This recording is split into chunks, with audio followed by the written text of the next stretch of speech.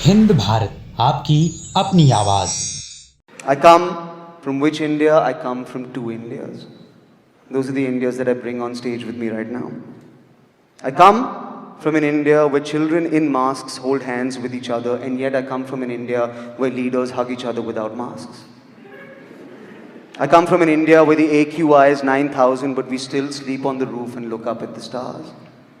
I come from an India where we worship women during the day and gang rape them at night. I come from an India where we claim to be divided over Bollywood on Twitter and yet are united by Bollywood in the darkness of a theatre.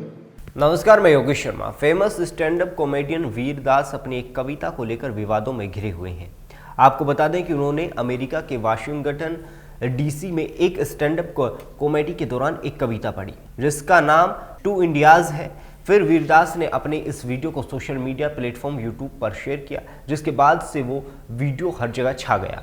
अब वीरदास अपनी कविता को लेकर troll हो रहे हैं। कुछ social media users ऐसे हैं जो उनके समर्थन में नजर आ रहे हैं, तो कुछ ऐसे भी हैं जो उनका विरोध कर रहे हैं। सोशल मीडिया पर जमकर रिएक्शंस देखने को मिल रहे हैं। अब कॉमेडियन की कविता को लेकर बवाल बढ़ता ही जा रहा है। साथ ही उनके खिलाफ दिल्ली और मुंबई के थानों में शिकायत दर्ज हो गई है। उनकी कविता में कुछ लाइंस की बात की जाए तो उन्होंने कहा है कि मैं उस भारत से आता हूं जहां AQI 9000 है, लेकिन हम फिर भी अपनी छतों पर लेटकर रात में तारे देखते हैं। मैं उस भारत से आता हूं जहां हम दिन में औरतों की पूजा करते हैं और रात में गैंगरेप करते हैं। कॉमेडियन की कविता सोशल मीडिया पर वायरल होने के बाद से ही लोग दो भागों में बंट गए हैं। कुछ लोग ऐसे हैं जो इस कविता को भारत के अपमान से जोड़ रहे हैं, तो कुछ यूजर्स ऐसे भी हैं जिनको इस कविता में कोई भी दिक्कत नजर नहीं आ रही है। आपको बता दें कि शशि थरूर ने वीरदास के समर्थन में ट्वीट किया है। साथ ही उन्होंने उन लोगों को भी घेरा है जो वीरदास पर निशाना साध रहे हैं।